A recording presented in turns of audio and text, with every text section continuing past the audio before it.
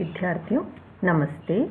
विगत अंक में हमने कृत्यः सूत्र के माध्यम से ये समझा था कि कृत्य संज्ञक प्रत्यय कौन से होते हैं और उनमें हमने देखा था कि अष्टाध्यायी में विविध सूत्रों के द्वारा तव्यत, तव्य, अनियर, यत्, क्यप और ण्यत् तथा केलिमर ये 7 प्रत्यय हैं। ये कृत्य संज्ञक प्रत्यय माने हैं। मुख्यतः तो 6 प्रत्यय माने गए हैं, किंतु केलिमर उपसंख्या नाम इस वार्तिक के माध्यम से केलिमर इस 7वें प्रत्यय को भी कृत्य संज्ञक प्रत्ययों में जोड़ लिया गया है। तो हमारे 7 प्रत्यय हो गए तव्यत, तव्य, अनियत, यत्, क्यप, ण्यत् और केलिमर। इन 7 कृत्य संज्ञक प्रत्ययों के बारे में हमने विगत अंक में जान लिया था। अब सूत्र आगे जो प्रवृत्त हो रहा है कृदंत प्रकरण में कर्तरी-कृत। कर्तरी-कृत सूत्र कह रहा है कृत्य संज्ञक प्रत्यय कर्ता अर्थ में हूँ। कृत्य संज्ञक अब हम जान गए हैं। कृत्य संज्ञक प्रत्यय कौन से हैं? तव्यत, तव्य, अनियर, ण्यत्, यत्, क्यप, केलिमर। ये कृत्य संज्ञक प्रत्यय हैं। ये किस अर्थ में होंगे? कर्ता अर्थ में होंगे। कृत्य संज्ञक प्रत्यय कर्ता अर्थ में हो, कर्तरी-कृत ये सूत्र कहता है। तव्यत, तव्य, अनियर आदि कहे गए।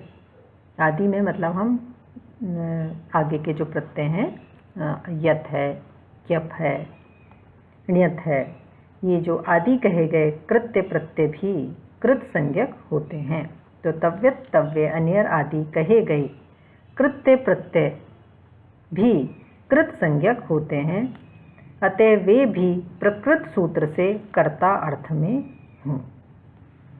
सूत्र कह रहा है कि कृत्य संज्ञक प्रत्यय कर्ता अर्थ में हों। कृत्य संज्ञक प्रत्यय हमने देख ही लिया विगत अंक में। तो तव्यत, तव्य, अनियर आदि कहे गए कृत्य प्रत्यय भी क्या माने जाएं? कृत संज्ञक। उनको आप कृत संज्ञक मानेंगे, अतः वे प्रकृत सूत्र से कर्ता अर्थ में होते हैं। ये पहले ही बात कह दी थी विगत अंक में, आपको ये बात स्पष्ट कर दी थी कि ये कृत्य संज्ञक प्रत्यय कहे गए हैं, किंतु तव्यत, तव्य, अनियर, ण्यत्, यत्, क्यप ये प्रत्यय कृत्य संज्ञक कहे गए हैं, किंतु इनकी कृत संज्ञा अक्षुण्ण रहेगी। कृत्य संज्ञा होते हुए भी कृत संज्ञा भी अक्षुण्ण रहेगी। इसलिए कहा गया है ये कृत संज्ञक होते हैं और ये कर्ता अर्थ में हों। ये बात स्पष्ट हो गई कि कृत संज्ञक प्रत्यय कर्ता अर्थ में हों। जब सूत्र ने कह दिया कर्तृकृत में कि जो कृत्य संज्ञक प्रत्यय हैं वह कर्ता अर्थ में हों, तो सूत्र प्रवृत्त हो रहा है तयोरेव कृत्य त खलर्ता। तयोरेव कृत्य त खलर्था। कृत्य संज्ञक प्रत्यय त प्रत्यय तथा खलर्थ प्रत्यय भाव और कर्म में ही हों।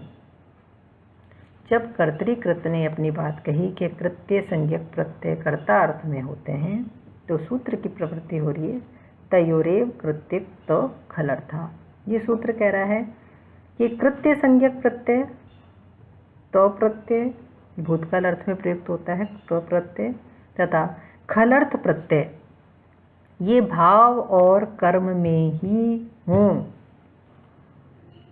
कृत्य संज्ञक प्रत्यय तो प्रत्यय और खलर्थ प्रत्यय भाव और कर्म में ही हों, ये सूत्र कह रहा है। यदि धातु अकर्मक होगी तो ये प्रत्यय भाव अर्थ में होंगे, और यदि सकर्मक होगी तो ये कर्म में होंगे। तो कर्तृकृत जो कृत्य संज्ञक प्रत्ययों को कहता था कि कर्ता अर्थ में हो, ये सूत्र कह रहा है कि नहीं, कृत्य संज्ञक प्रत्यय तो प्रत्यय और खलर्थ प्रत्यय भाव और कर्म में ही होंगे। तो कृत्य संज्ञक प्रत्यय तो आपने समझ ही लिया। अब इसमें किसी प्रकार से भ्रमित होने की आवश्यकता नहीं है कि कृत्य संज्ञक प्रत्यय कौन है हमारे, कौन से हैं? तव्यत, तव्य, अन्यर, यत, ण्यत, यप और केलिमर। ये प्रत्यय हमारे कृत्य संज्ञक प्रत्यय हैं। तो प्रत्यय जो आप जानते हैं भूतकाल में, खलर्थ प्रत्यय ये भाव और कर्म में ही हों। ये सूत्र कहता है कि ये केवल भाव और कर्म में ही होंगे। जब ये धातु अकर्मक होगी तो ये प्रत्यय भावार्थ में आएंगे, और यदि धातु सकर्मक होगी तो ये कर्म में होंगे। कैसे? कृत्य प्रत्यय, तव्यत, तव्य, अन्यर आदि कृत्य प्रत्यय हैं। ये बात बहुत बार बता दी जा चुकी है। उदाहरण से समझेंगे अब। कर्तव्य कटो भवता, करणीय कटो भवता। कर्तव्य में तव्यत प्रत्यय है, करणीय में अन्यर प्रत्यय है। आपसे चटाई बनने योग्य है। कर्तव्य कटो भवता, करणीय कटो भवता। ये तो आप वाक्य देखकर ही समझ गए होंगे। यहाँ पर कर्म वाक्य है, क्री धातु सकर्मक है, अतः यहाँ पर कृत्य प्रत्यय कर्म में हुआ है। यहाँ पर क्री धातु सकर्मक है। कृत्य प्रत्यय जो हुआ है, कृत्य प्रत्यय कौन से हैं? कर्तव्य तव्यत प्रत्यय है, करणीय अन्यर प्रत्यय है। तो यहाँ पर जो कृत्य प्रत्यय हैं कर्म में हुए हैं, क्री धातु, क्योंकि यहाँ पर सकर्मक है। इसी प्रकार से भवता शयितव्यम, आपको सोना चाहिए। भवता शयनीयम, उदाहरण एक ही है, बस शयितव्यम में तव्यत प्रत्यय है, शयनीयम में अन्यर प्रत्यय है। भवता शयितव्यम में शींग धातु है।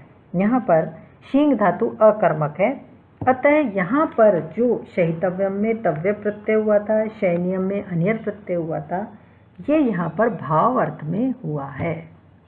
क्योंकि पहले सूत्र में मैं आपको स्पष्ट कर चुकी हूँ सूत्र के अर्थ में कि धातु यदि अकर्मक होगी तो प्रत्यय भाव अर्थ में होगा, यदि धातु सकर्मक होगी तो प्रत्यय कर्म अर्थ में होगा। हमने जब बोला कर्तव्य कटो भवता, करणीय कटो भवता, यहाँ पर क्री धातु सकर्मक है, यहाँ पर क्री धातु सकर्मक है, अतः यहाँ पर जो कृत्य प्रत्यय हुए हैं करणीय कर्तव्य, ये कर्म में हुए हैं। और भवता शयितव्यम, भवता शयनीयम में यहाँ पर तव्यत और अन्यर प्रत्यय शयितव्यम में शयनीयम में है, ये भी कृत्य प्रत्यय हैं। किंतु यहाँ पर क्योंकि शींग धातु जो है अकर्मक है, अकर्मक होने से यहाँ पर जो कृत्य प्रत्यय है वो भाव अर्थ में होगा। कहने का तात्पर्य यह है कि धातु अगर सकर्मक है तो प्रत्यय कृत्य प्रत्यय जो हैं सकर्मक धातु के साथ कृत्य प्रत्यय जो हैं वह प्रयुक्त होंगे हमारे कर्म अर्थ में, प्रयुक्त होंगे कर्म में। और यदि धातु अकर्मक है तो हमारे कृत्य प्रत्यय किस में प्रयुक्त होंगे? भाव अर्थ में होंगे। जब हमने कर्तव्य कटो भवता, करणीय कटो भवता कहा है, यहाँ पर हमारी क्री धातु सकर्मक है, यहाँ क्री धातु सकर्मक है, अतः यहाँ पर जो कृत्य प्रत्यय हैं वह कृत्य प्रत्यय यहाँ पर कर्म में हुए हैं। भवता शयितव्यम, भवता शयनीयम में शींग धातु जो है यहाँ पर अकर्मक है, इसलिए यहाँ पर कृत्य प्रत्यय भाव अर्थ में हुआ है। सीधी स्पष्ट सरल बात यह कह सकते हैं कि धातु जब अकर्मक है तो प्रत्यय भाव अर्थ में होंगे, धातु यदि सकर्मक है तो प्रत्यय कृत्य प्रत्यय जो के कर्म में होंगे।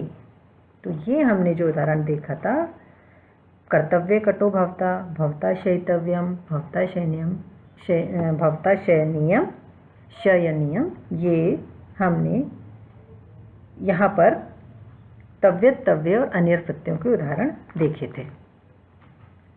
दूसरी बात सूत्र कह रहा है, एक तो कृत्य प्रत्यय भाव और कर्म में हो, तो कृत्य प्रत्यय के उदाहरण हमने देख लिए। कौन से उदाहरण देखे हमने? करणीय, कर्तव्य, शयनीयम, शयितव्यम, ये हमने कृत्य प्रत्ययों के उदाहरण देख लिए।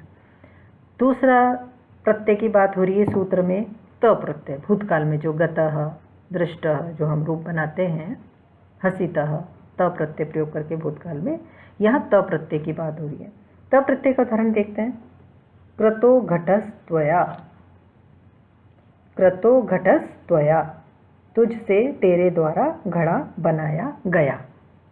त्वया घटः क्रतः या क्रतो घटः त्वया, कुछ भी कह सकते हैं, त्वया घटः क्रतो। तो यहाँ पर हम वाक्य से ही आप यहाँ पर वाक्य से ही आपको स्पष्ट हो जाना चाहिए कि यहाँ पर हम किसकी बात कर रहे हैं। यहाँ क्री धातु जो है सकर्मक है, यहाँ पर क्री धातु सकर्मक है। अतः यहाँ जो कृत प्रत्यय है क्रतो, क्रतो में जो यहाँ पर क्रतो घटा में कृतो में क्री धातु है जिसके साथ त प्रत्यय का प्रयोग किया है, तो यहाँ कृत प्रत्यय जो है कर्म में किया गया है, या कृत प्रत्यय कर्म में किया है, क्योंकि क्री धातु सकर्मक है इसलिए कृत प्रत्यय भी कर्म में होगा। यदि धातु अकर्मक होती तो यहाँ पर कृत प्रत्यय किस में होता, भावार्थ में। तो जब हम कहते हैं कि क्रतो घटः त्वया, तो यहाँ पर जो क्री धातु है सकर्मक होने के कारण जो यहाँ पर कृत प्रत्यय त जो है ये कर्म में प्रयुक्त हुआ है। इसी प्रकार हम जब बोलते हैं भवता शयितव्यम, आपके द्वारा सोया गया, आपसे सोया गया, यहाँ पर जो शींग धातु है, शयने शींग धातु यहाँ अकर्मक है, यहाँ अकर्मक है, इसलिए जब अकर्मक है धातु तो यहाँ पर जो प्रत्यय कृत्य प्रत्यय तव्य जो है कृत्य प्रत्यय है ये भाव अर्थ में होगा। दोनों में अंतर समझने का प्रयास कीजिए, कृत्य प्रत्यय और त प्रत्यय में। यहाँ जब हम कह रहे हैं उदाहरण में कृतो घटः त्वया, यहाँ कृतो क्रतः की बात जो आ रही है इसमें क्री धातु और त प्रत्यय है, भूतकाल अर्थ में क्री धातु और त प्रत्यय है। तो जो त प्रत्यय है वो कृत्य संज्ञा उसकी नहीं है, कृत्य संज्ञा तो तव्य तव्य अन्य यत क्यप और ण्यत की है, त प्रत्यय की नहीं है। इसलिए यहाँ क्री धातु सकर्मक होने से यहाँ हम कह रहे हैं कृत प्रत्यय, ठीक है, यहाँ हम इसको कृत प्रत्यय कह रहे हैं। यहाँ कृत प्रत्यय जो त है वो कर्म में हुआ है। इसी प्रकार भवता शयितव्यम में जो तव्य है तव्यत प्रत्यय है यह है कृत्य प्रत्यय है, इसलिए यहाँ पर शींग धातु अकर्मक होने से यह कृत्य प्रत्यय भाव अर्थ में कहा जाएगा। तो उदाहरण हमने देख लिया कृत्य प्रत्यय का, त प्रत्यय का, अब रह गया खलर्थ प्रत्यय। तो खलर्थ प्रत्यय भी सूत्र कह रहा है भाव और कर्म में होंगे, भाव और कर्म में ये भी वैसे उसी प्रकार से होंगे। यदि धातु सकर्मक है तो यह कर्म अर्थ में होंगे, यदि धातु अकर्मक है तो भाव अर्थ में होंगे। कैसे, उदाहरण के द्वारा देखेंगे। ईशत करह कटो भवता, सुकरह कटो भवता, आपसे चटाई बनाना आसान है। ईशत करह कटो भवता, सुकरह कटो भवता।